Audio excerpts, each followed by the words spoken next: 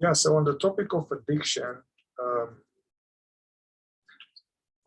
there are different approaches to addiction. There used to be in the past the philosophy that addiction is that some moral issue, or there is some spiritual issue, or there's something wrong with me, or I'm immoral, or disease. Yeah, in this model, which is connected to awareness-based somatic psychotherapy, and this is not my creation, this model.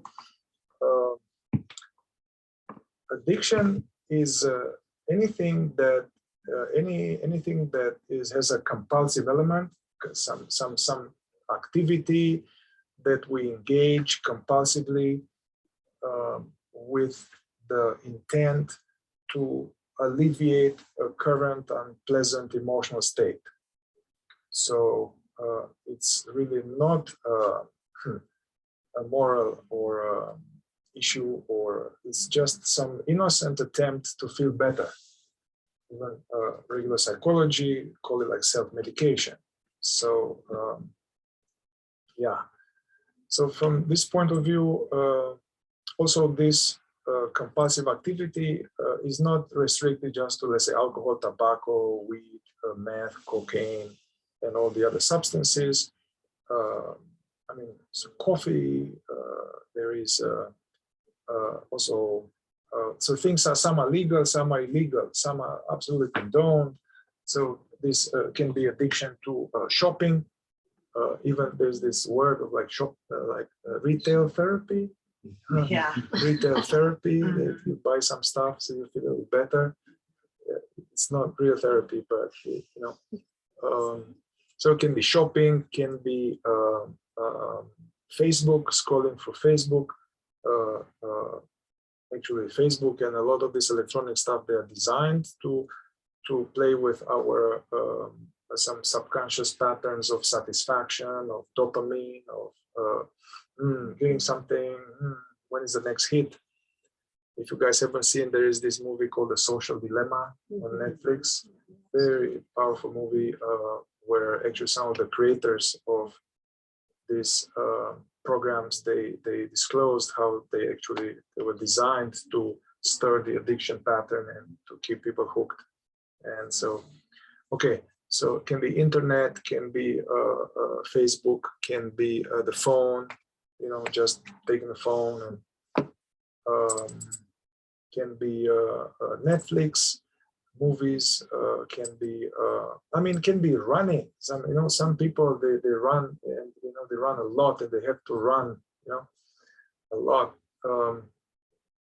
Can be, actually, I was working with someone recently, and there was some compulsion to send certain emails, send kind of upset emails. So and from my experience, everybody has something. Nobody is completely sober. I haven't met anybody like that. And also, the idea is that there's not the idea here. My point here is for us to be completely to be free from substances. That's not the idea. Anyway, so coming back to this topic of addiction, in this approach, the causes of addiction there are some drivers. And most people, when they try to give up something or to quit, they engage in some willpower battle, fighting with oneself, or the benchmark is how many days I haven't been using this, and so they're taking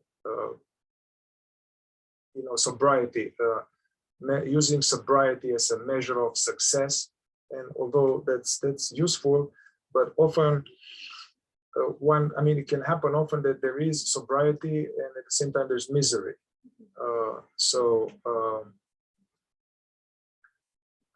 Also, many people, they are tackling the actual substance itself, and they manage to stop it, but they are not aware that there's a psychological component that hasn't been resolved. So what will happen is that sooner or later, when there's enough stressor, they will revert back.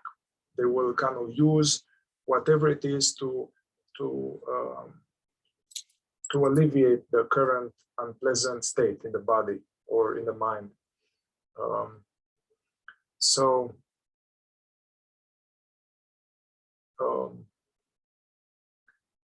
Yeah, in this approach also the idea is that what drives, it's in order to be free from addiction and actually to come back to a sense of contentment and inner peace, it is important not just to stop the substance or the behavior. It is important actually, in order to have that more peace and spaciousness and freedom from that compulsion and suffering, it's important to uncover the drivers. That's the thing, to uncover the drivers. There are some drivers that lead us to this addictive behavior. And a lot of addiction work doesn't really tackle the drivers. It focusing on the battle with the actual substance or addiction, and actually that's not skillful. In this approach, by tackling and discharging the drivers, well, it's fine to continue to engage. So the idea is not to necessarily stop. The idea is not to have stop. It's more relevant to actually look at what drives it. And if we look at what drives it, then actually they will, and we process what's there, they will ensure a natural, effortless, less interest in the substance. So it's some kind of effortless, this is not so important, I don't need to do this anymore. So diminishing of the compulsion. The drivers are, and this has been also by science, by neuroscience, by, it's not my new theory that I just, baked. So the drivers are trauma, unprocessed trauma from the past, deficiency story, or these limiting beliefs, this core material, I'm bad, I'm not enough, I'm unlovable, I'm something wrong with me, or any other version of a limiting belief, identity, limiting the deficiency identity, which is not just a thought, it comes with pain body, it comes with sensations, energy. So trauma, deficiency stories, unresolved emotional issues from childhood or from our life that are kind of not resolved. It can be chronic pain. One out of chronic pain engages into using some substance and then it takes over. Some other driver is actually external pressure. So that, like, if somebody really wants us to quit, or there's the pressure from the outside to quit and to take help and to go there and go to AA, this actually acts as a driver. Somehow there's some stubborn, rebellious part in us that is doing that. Boredom. Ultimately, also this boredom is still some kind of unresolved trauma or existential sense of lack. When I talk about existential sense of lack, is this sense of that something is missing right now. This moment, like the present moment somehow is not enough. And there's like, or some sense of lack, uneasiness, dissatisfaction.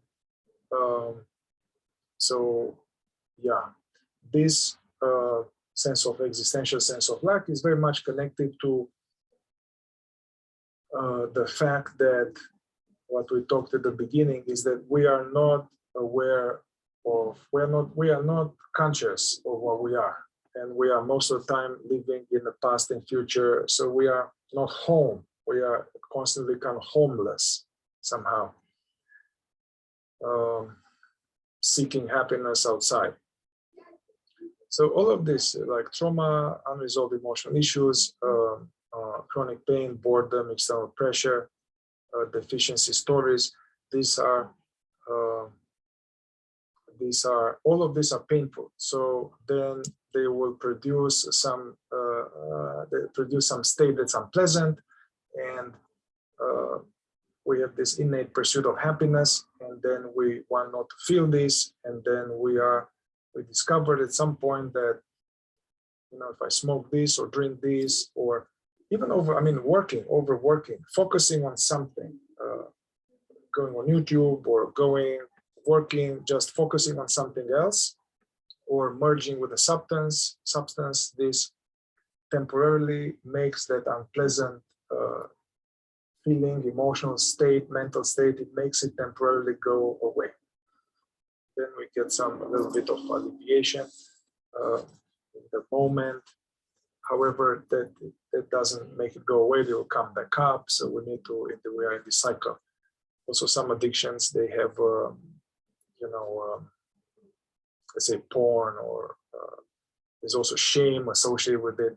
By the way, shame also is not a driver. So shame about the addiction and self-deprecation about the addiction kind of feeds the deficiency story, which is like a driver for the addiction. So it's kind of a loop.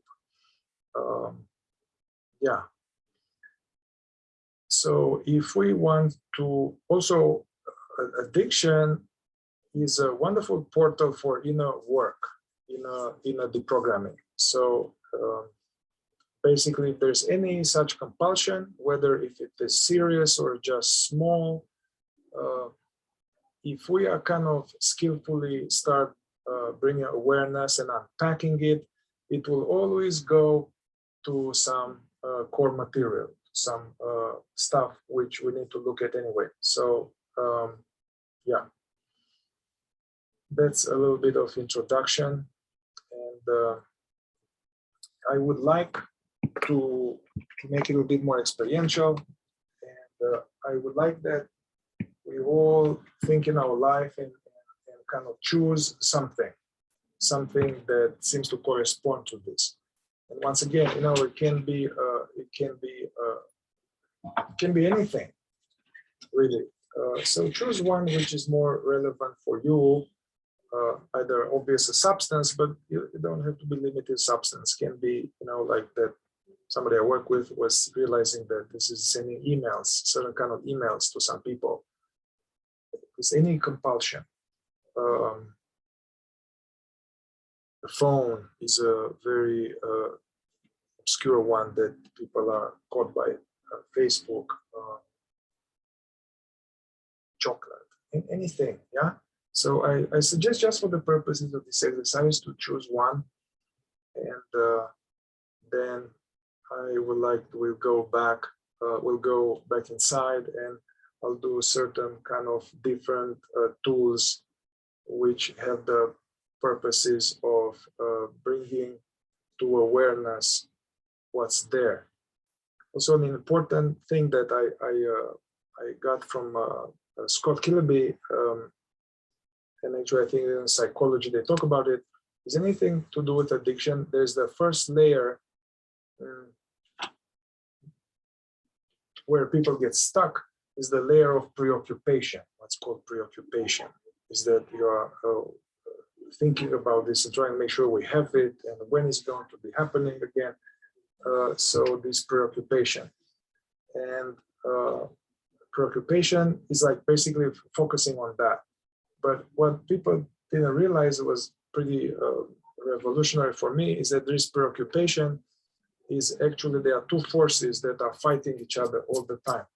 The two forces are of the preoccupation is that I want it, I want it, I want it, I want it, and then the other part is that I don't want it, I don't want to do it, I want to do it, I don't want to do it. And all of this, they are fighting, and very often we are staying just at that level, but there's just one level, and then the drivers and everything else is underneath. So I'm using this Killaby inquiry approach on addiction to take this preoccupation and separate it, and have the wanting, the craving be investigated, and the aversion towards it investigated separately. And I think you guys can already kind of have experience with this, but just for people who are watching this on YouTube later, or yeah, the idea to in order to process in this awareness-based somatic way, it's important to to get in some kind of meditative space, have more clear mind. So it's good to have a little bit of dropping in or meditation first.